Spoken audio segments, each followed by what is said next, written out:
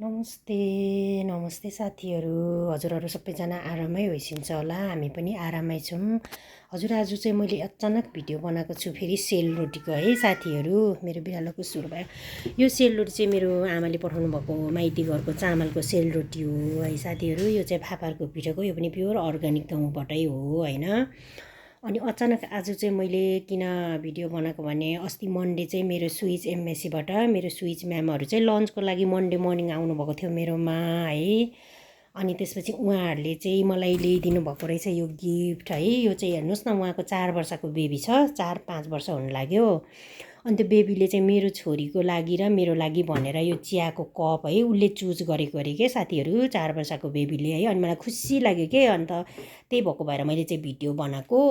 अनि मेरो म्याम र सरले चाहिँ फेरि यो ल्याइदिनु भएछ हो। यो चाहिँ नेवारी खानामा चाहिँ युज हुन्छ के अरे, रक्सीहरू छ्याङ्की राखेर यसमा चाहिँ दिनुहुन्छ नि त होइन। अनि यस्तो राम्रो के यो ल्याइदिनु भएछ है। अनि त्यसपछि यो सम्झनाको लागि मैले भिडियो बनाएको।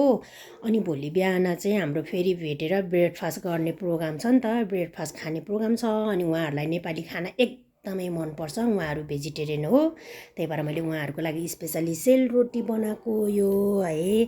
अनि खुसी लाग्यो यो 4 वर्षको बेबीले हाम्रो लागि भनेर चुज गरेको भनेको भएर अनि मैले चाहिँ भिडियो बनाएको साथीहरू। Thank you so much.